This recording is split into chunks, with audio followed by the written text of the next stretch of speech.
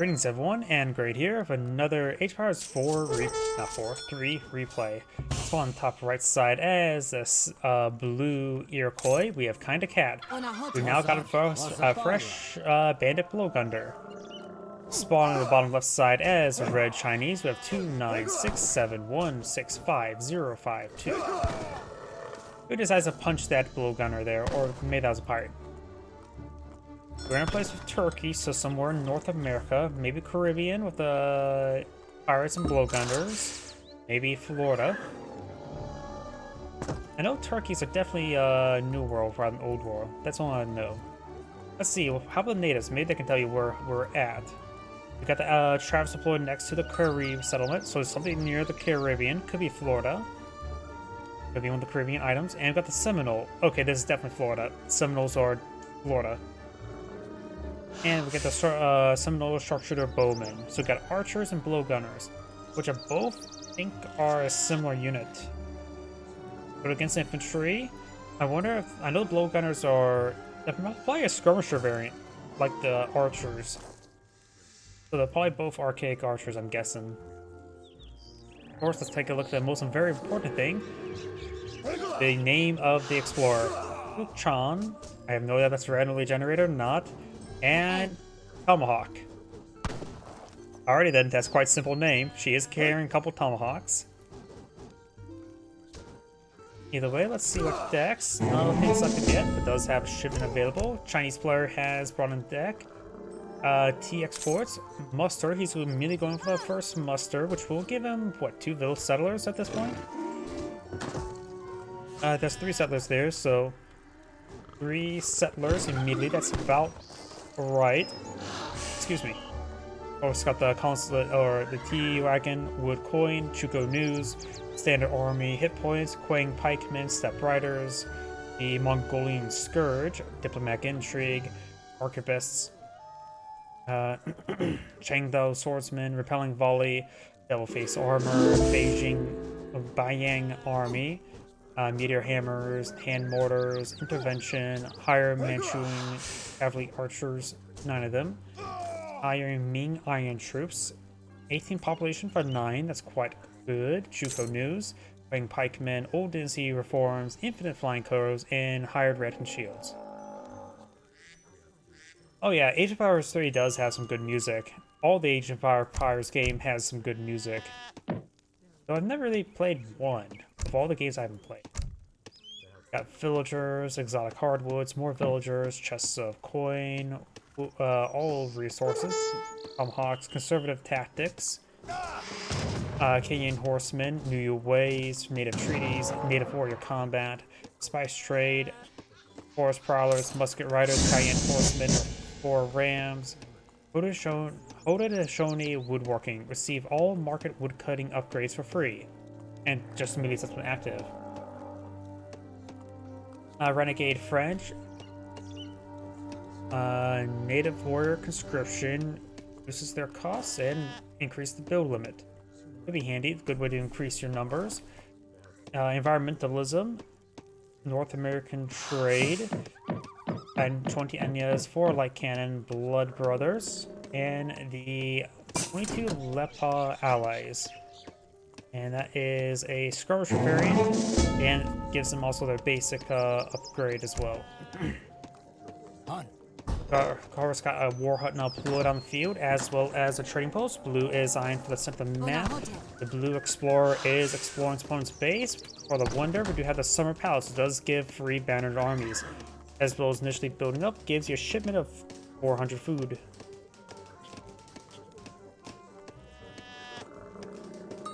Right now the villager count is 17 to 15. This will rapidly change.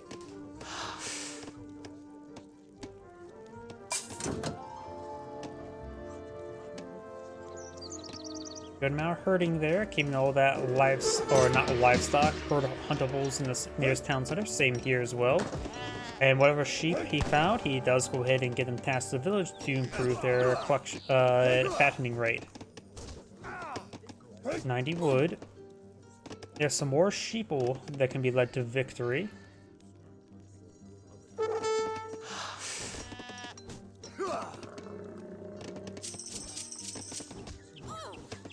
Does call himself another local. So looks like 3 locals with him, 1 pirate, 2 bandit blowgunners. The tomahawk could have been from a treasure, actually. But we do have a shipment of tomahawks there, looks like. Or no, there's a group of them just one field. He is going for a group of Cayenne horsemen. Another sheeple there on the road. It looks like Red is really eyeing for that coin.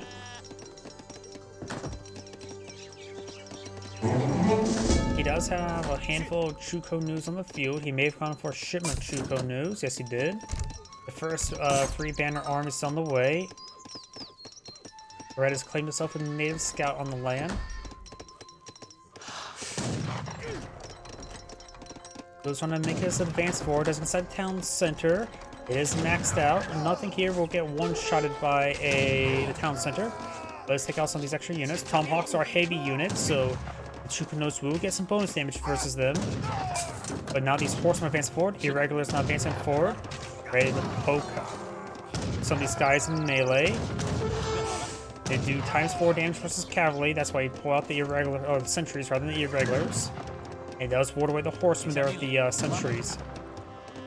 As the forces get warded away by the Chuko news, does get a shipment of step riders deployed on the field. 7 step riders from 1 card, that's not bad. Though they're pretty light units when it comes to cavalry. They're basically half of a hussar. And he is overrunning these tomahawks, which are a musketeer variant. They can do bonus damage from melee. Of course, if they get engaged in low numbers, that's a bit of a problem for them.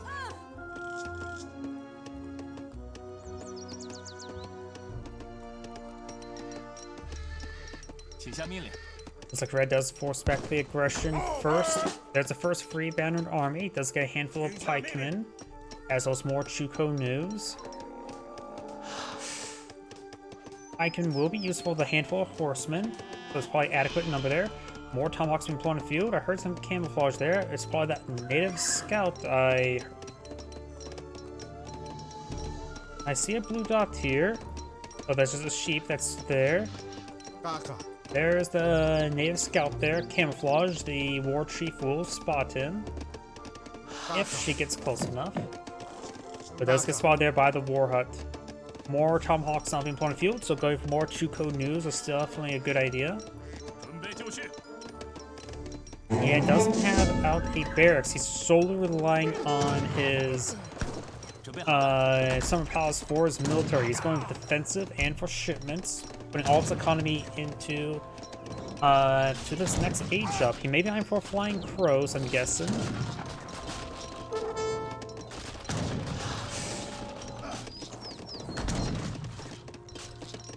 Now he can advance to the next age. Let's see what he goes for. He is eyeing for, yep, the Flying Crow, the Confucian Academy. Crossbows advancing forward, get a bit of damage there. Throwing some more rounds to Summer Palace. It has took a bit of beating. Chuko News is trying to get a bit of chip damage on in, now falling back. Got a small force here, some idle units. They may have been collecting up the goats. Definitely need to be retasked.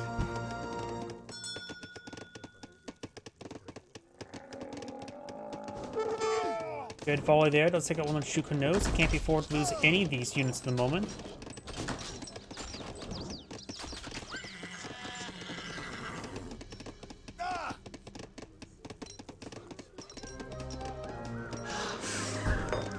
Now he's going for Consulate. He has not gotten... I guess he's not going to go for T export. He may go for Diplomatic Intrigue. That could get him a quick shipment of something.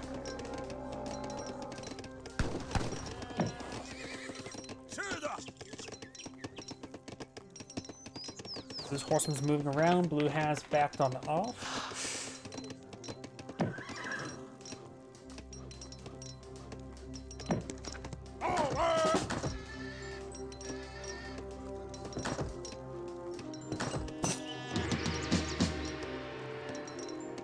Does back on off there. Could probably took a quick time to raid down that village.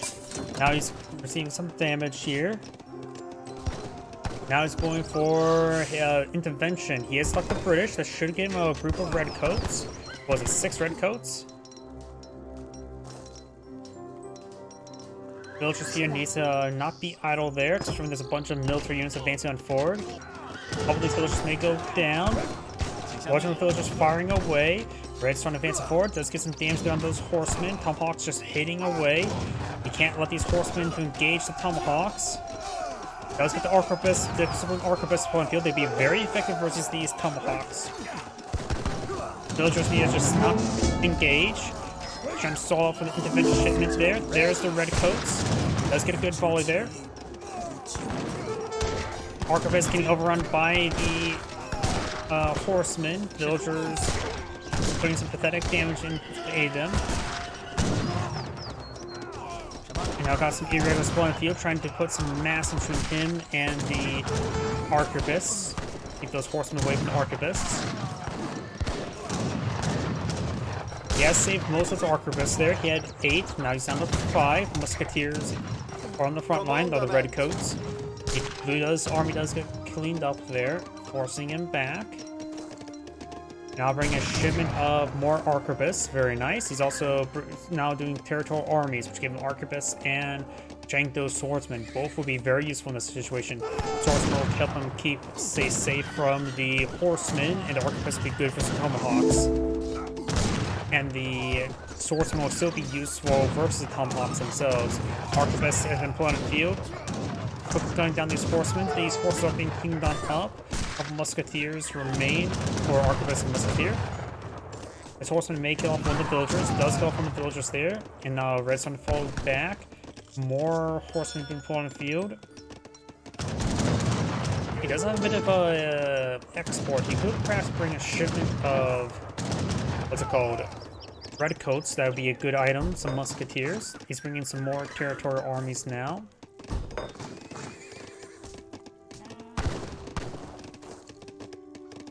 The Chinese player has basically no resources at the moment. Some of these villagers are exposed. The Chinese player has 29 villagers. The Iroquois is at 37. Whoa, that was a big shipment of something. Discipline, step riders, Keshiks. I was not paying attention to that. He does actually bring the Beijing army, giving a massive cavalry force. Granted, these are all more or less light cavalry. Not the type. They're 1 population each, so they're cheap cavalry. They also are disciplined, thanks to that research there. The cavalry are just going to be used for these horsemen.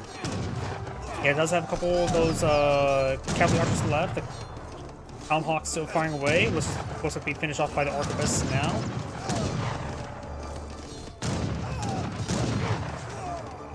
The red will stabilize. Blue has lost his army.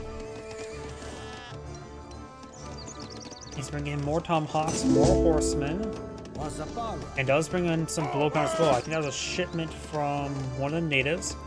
I'm curious, if you get multiple of these there, could you get more of the support? Probably.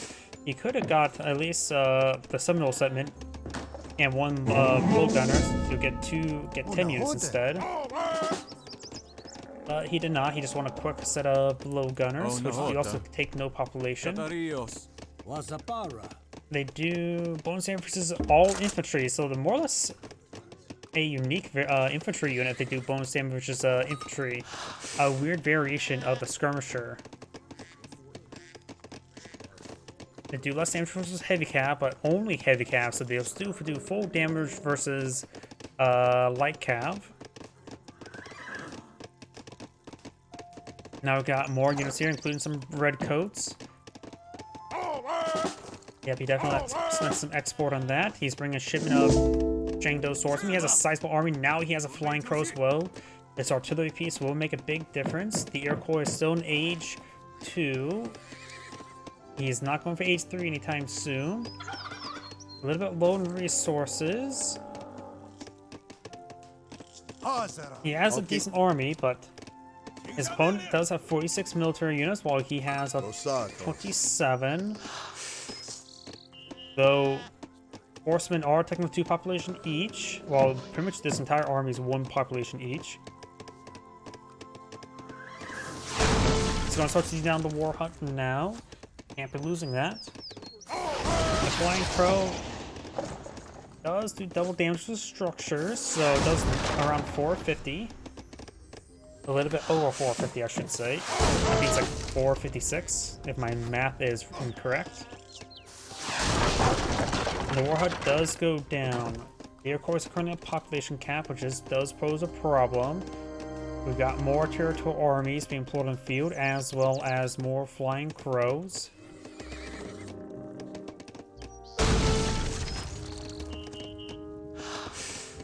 It would make us fun to eat some crow for not closing out the game.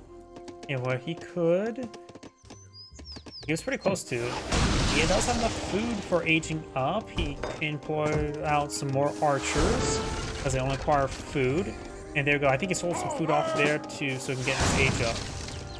Because he just jumped up in some coin. Tomahawks do cost a bit of gold. No, they only cost wood, not gold. My bad. I do know that archers only take food. Oh, something a little bit unique about them. They only cost food. They cost the same amount as a villager. Losing these long huts that will pose a bit of problem. The Iroquois doesn't really have the wood right now to replace those long houses.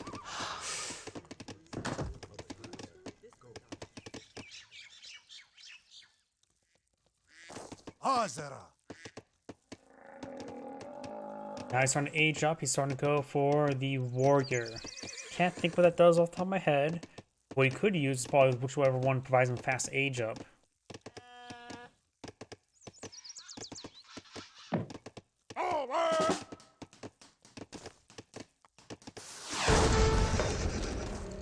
Prowl taking a bit of fire.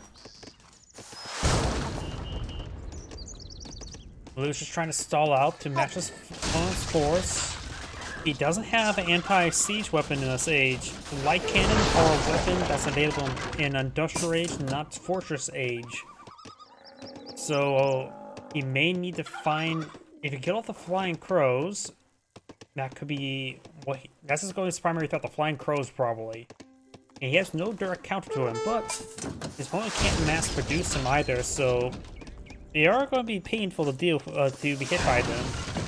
But maybe not a game ending because of the small numbers he can only receive.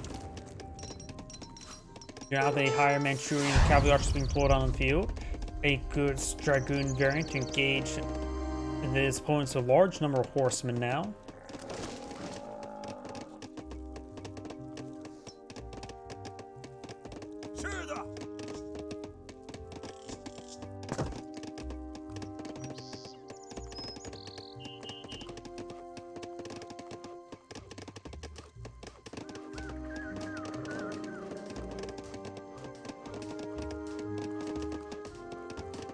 It's like a little bit idle. Let's fast forward a little bit. Chinese players now on the push on forward. Has 73 military units. We do have some a handful of mantles. Mantles do have 50% range armor. Their range attack is similar to a musketeer. Their primary goal is basically a heavy frontline tank unit.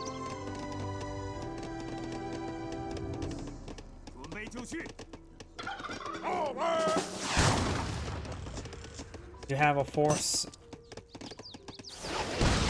I have trouble. Oh wait, here we go. Right now he has a force of 67. His opponent has a force of 82. Both players are having trouble with population. You could go for some big buttons in order to get some more military units on the field beyond the housing place, because you see a large number of force in the field. Mix way forward does find the Flying Crow exposed. Going to be taking that out quickly. Flying Crow does fire one more shot off before going on down. Thomas advances forward with a good number of archers in the back line. The Kanyan horsemen are trying to find another opportunity. They're just running straight to those swordsmen, which are a counter to them. Does get the second Flying Crow does push up forward, gets some good damage on the infantry. The Mantle's just getting some good damage at range. Horseman does have an opportunity to hit some arquebuses here.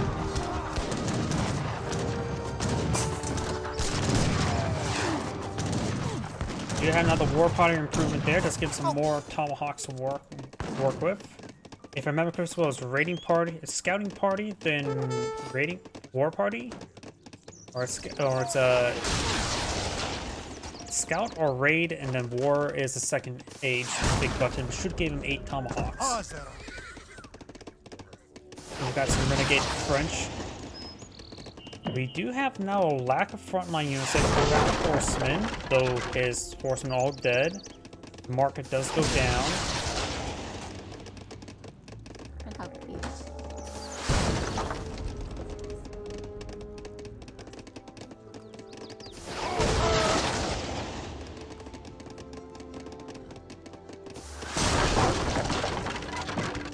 The long hut does go down there.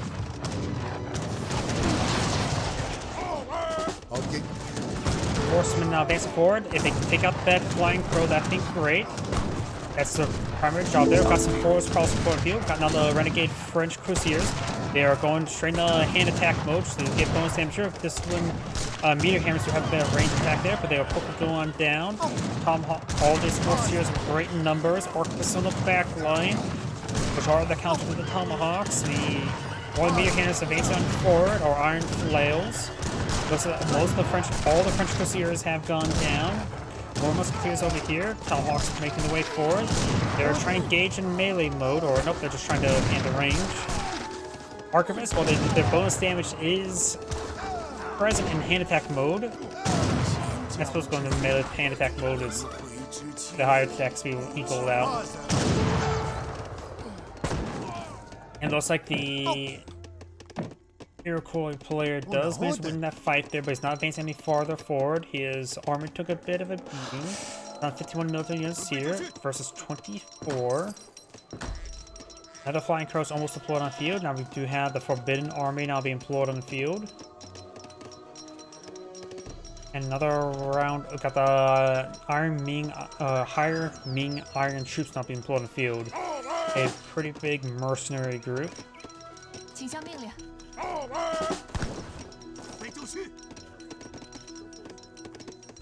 Got a handful of now the cavalry on the field. The Iron Flares are basically some of the Cuirassiers. In America as well, they do have the possibility of going to a range attack. No, those meteor hammers. Meteor hammers do have 4 range. There are a Hussar variant with extra range, if that makes any sort of sense. While the Iron Flail is also a Hussar variant, or a Lancer variant, that has a bit of splash damage along with it.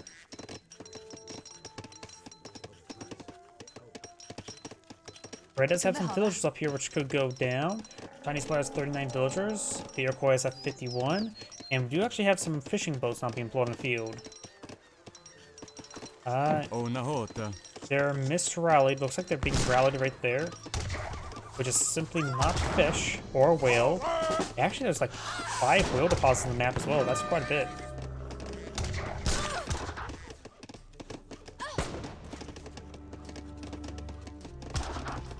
Red now has a decent... Whoops, I hit my microphone. Got a decent force here. Iron troops. They do 25 range damage. Bonus damage, so they're skirmisher variant.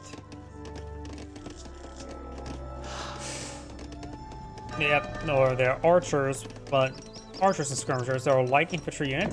You know they have the word iron in them. They are a light infantry unit with a large amount of range damage resist. And they are classified as mercenary, not as outlaw.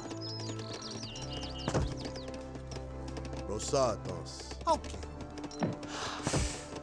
Oh, and blue will find a good group of villagers here to start hitting. Some of these villagers may go down. More cavalry advancing forward. Losing a good number of these villagers is very, very problematic.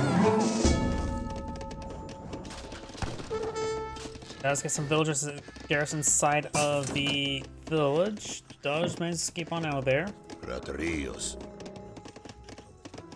Got shipment forest prowlers, as well as more forest prowlers being queued on up, as well as horsemen.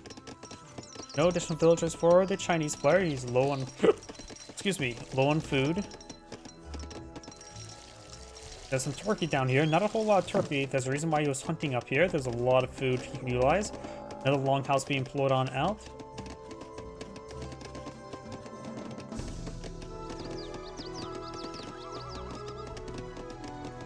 Right now, Red's pushing forward with a force of 63. That's a force of 61 right here. Relatively equal numbers. Horsemen are seeing quite a bit of damage there. Flying throw rolls a miss. Musketeers, Redcoats advancing on forward. Arquebuss in back line. Iron troops making their advance. Notice he does throw a leap behind these archers to hold back his opponent. More force prowess advancing on forward against good damage there. They're, of course, an excellent skirmisher variant.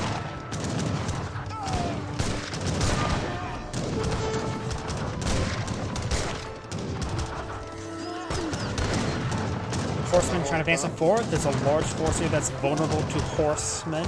We do have now the swordsmen advancing forward, trying to pick out these horsemen. The horsemen likely will go all down soon. Got a force of 56 to a versus a force of 28. Another flying crow that's advancing on forward. But hit the force pause is probably a good target for him. Right now he needs a basket. And I think the Chinese player back the game because he was losing this fight. This is Anna Grade saying, thanks for watching, and on to the next replay.